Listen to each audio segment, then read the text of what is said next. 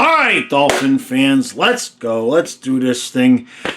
Welcome to yet another year where we're pretty much done and out of it long before any of us hoped that we would. Remember when we made our season predictions, and there were a few people that thought we might only win 7 or 8 games, and the majority of people thought maybe 9, 10, even a couple of people thought maybe we'd win 11 games. Yeah, not so much, huh? Now, of course, the Dolphins have been known, and I'm not saying that this is going to happen, but we have been known to lose 7 and then win 8 in a row. It has happened. I don't think it's fixing to happen here. So we've got the Bills today, and I mean, what's the best that we can hope for out of this? I don't know. I think anybody who thinks they know what this team is doing, the franchise is doing, just kind of looks at the events of the last week and a half and you fire Greer, great. You got rid of Greer. Okay, beautiful. McDaniel stays. All right, you can see they want to see him play out the rest of the season. The team is playing hard for him, and does he really deserve the embarrassment of getting fired mid-season? Probably not. Is it going to make a difference? Probably not. So you let Mike finish the year, and unless something grandiose happens or the new GM wants him back, this is probably Mike's last year with the team. But then the trade deadline comes and goes, and you basically gave Jalen Phillips kind of away, right? He's, a little bit of damaged goods, a third. Okay, I mean, it's not the end of the world. But where the Jalen Phillips trade would have made sense is if it was Phillips and Chubb and, maybe even Waddle or anybody. If we would have made any other moves, you would have said, okay, the Dolphins are stacking some chips. Maybe we're going to make a move to possibly move up if we only get like the 4th or the 5th pick. But we just basically gave Phillips away, and we kept Chubb, he don't want to be here. We kept Fitzpatrick, who don't want to be here. So I don't know. I don't know what they're doing. I don't even know what to hope for. Of course, you always hope to beat the Bills, right? That would be nice. But the reality is, if you're logical about things, right now, the only thing that beating Buffalo is going to do is ruin our draft pick. That's where we're at. So we've got no Chop today, no Rasul Douglas. So, yeah, it might not go so well. It may not matter what we want. Now, Ollie Gordon supposedly is going to be in. He's been limited this week in practice. I didn't quite trust him enough, so I benched him on my fantasy team. We'll see how that goes. Other than that, I guess this is Tua's audition for maybe some other teams. Maybe we could get lucky enough to trade him and move on from him in the offseason. I doubt it with his contract. It's just a gigantic mess. It's just a gigantic mess. So we're going to watch the game, and we're going to cheer if they score, and we're going to laugh if they do stupid stuff. And that's about as emotionally invested as we can get with this whole thing. Especially we don't even get to see like Chop. Okay, how's Chop going to look with Phillips gone and getting extra plays? He's not in. So it's been this way for a long time. And so what we really have, Dolphins fans, is hope at the end of the tunnel. We are not out of the tunnel yet. We are not out of the tunnel. Firing Greer blew a hole in the wall at the end of the tunnel, so we can see the light, but we also see various different paths, and we don't know where some of those paths go, and for all we know, they go right back to another wall. But there's a light that we can see right now, so we're going to focus on go to the light, Dolphins. Go to the light.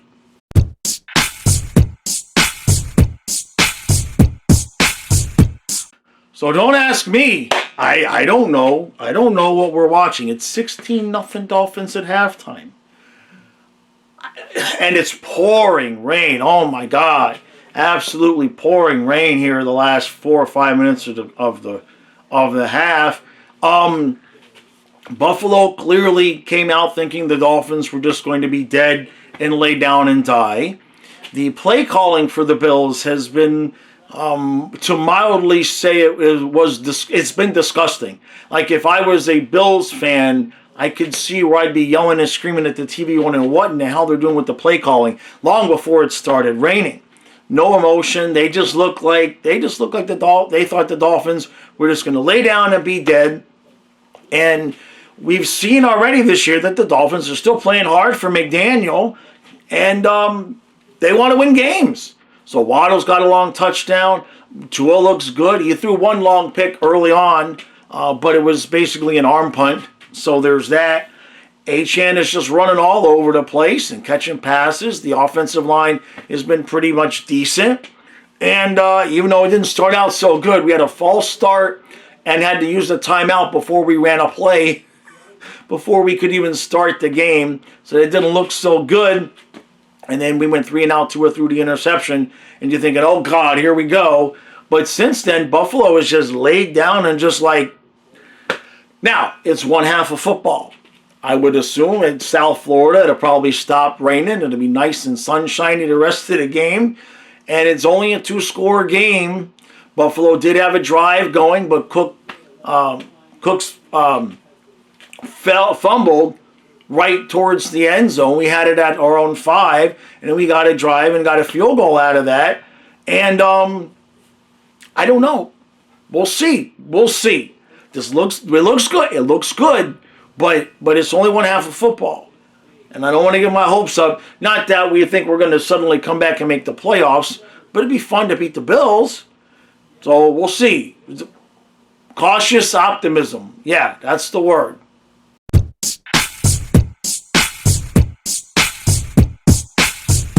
Okay, right now, go to the comments and tell me which you think is more likely to happen.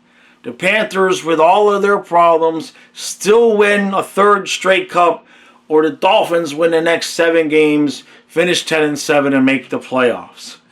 I think it's a viable argument because both are so unlikely to happen at this point. What was that? What was that? Now, it looks like the Jets are winning, or they already won. So, as some people are saying, the tank's not completely ruined. But those players aren't tanking.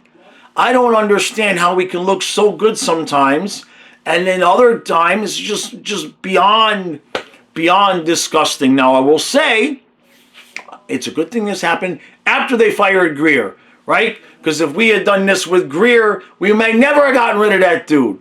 But it's very obvious. It's very obvious. Even if they don't win 7 straight, go to the playoffs, it's obvious that these guys are playing hard for McDaniel and Weaver for that point. And a few more of these, and Ross is not going to get rid of those guys, and maybe they shouldn't. You know what I mean? That's a tough spot. So, what did we see on the field? Devon Achane.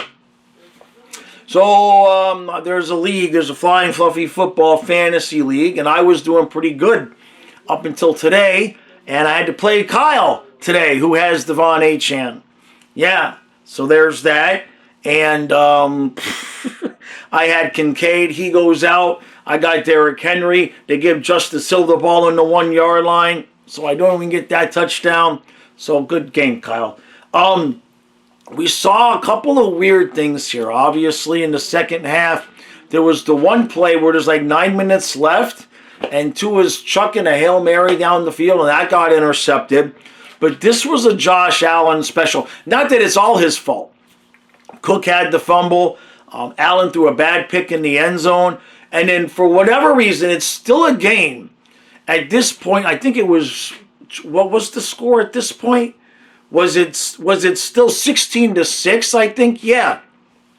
And Allen does a quarterback sneak, and he's got 3 guys. He's long since made it. He's like running now at this point. But he's got 3 guys on him, and instead of just going down and taking your first down, he's doing the Josh Allen thing where he's just trying to fight for an extra 6 inches. Like, you're not going to outrun those guys. Even if you get free, the ball gets stripped, and that was it. At that point, the Bills defense said, F you, Josh, we're out. And it was just Devon Achane and touchdown and touchdown and touchdown.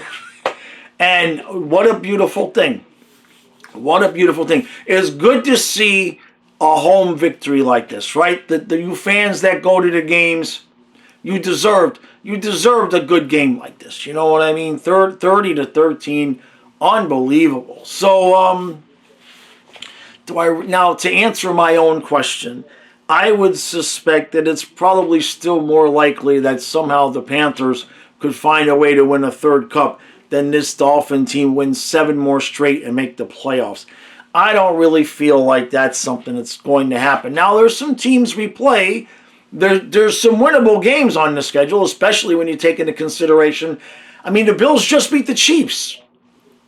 Now, do I think we're better than the Bills and the Chiefs? No. The Bills clearly came in here today and thought, they fired their general manager. They're done. They suck.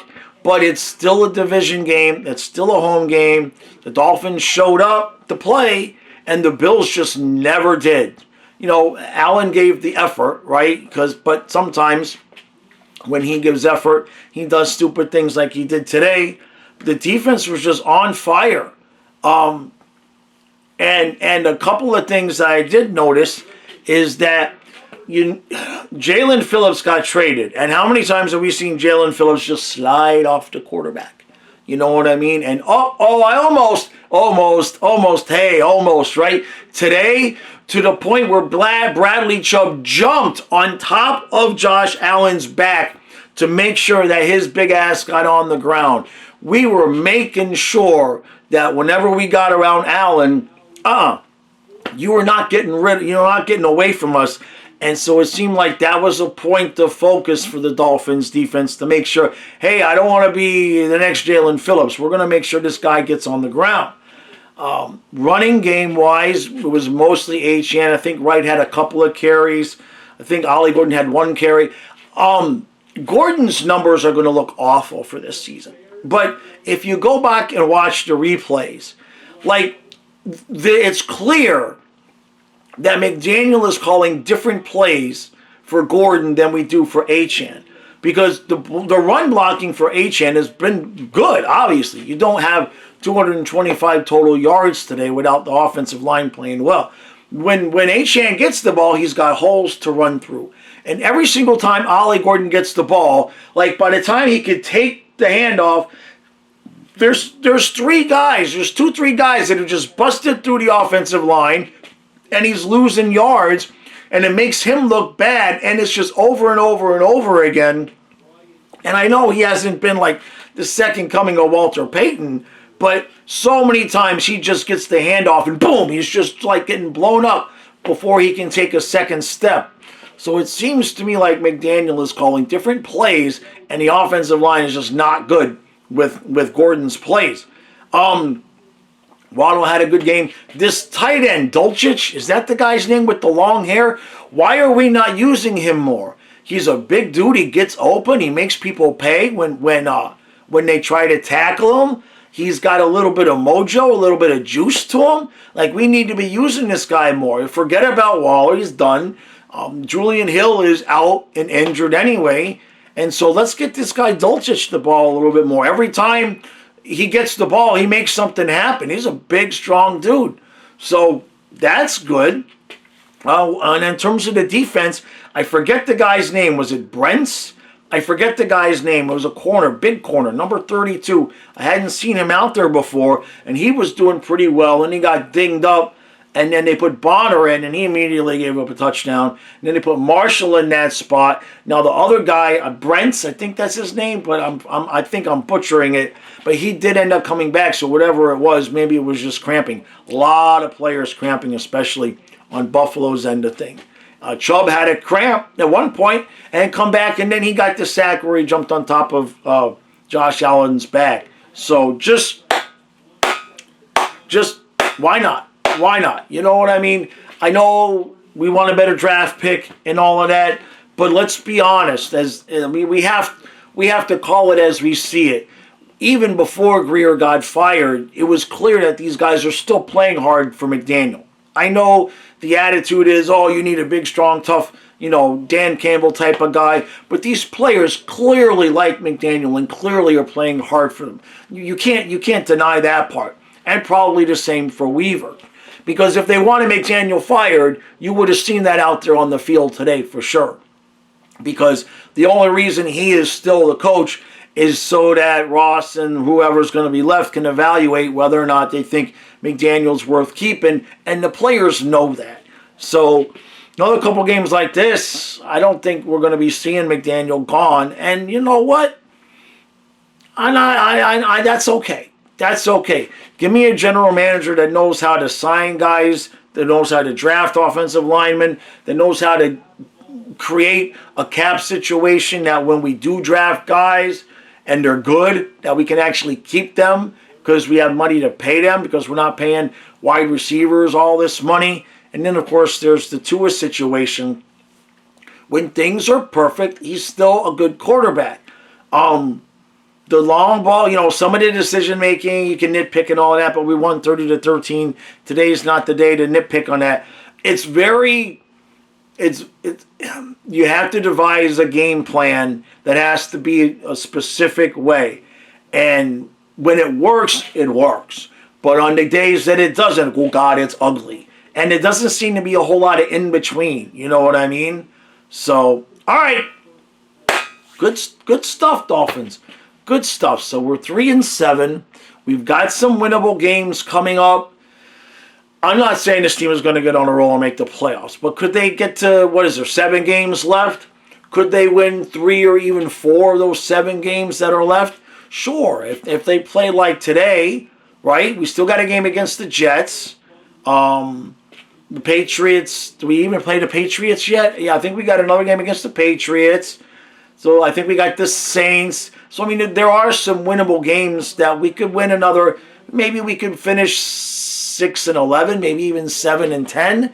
I mean, I doubt they're going to run the table. But like I said at the beginning of the video, McDaniel has done this before. We didn't quite make the playoffs, but we've seen them lose 6, win 6. You know what I mean? We've seen this team be really, really streaky before under McDaniel. So who knows? You never know in sports. We'll just put it that way. So, all right, that's going to do it for today. Dolphins, good job. We'll just leave it at that. Good job.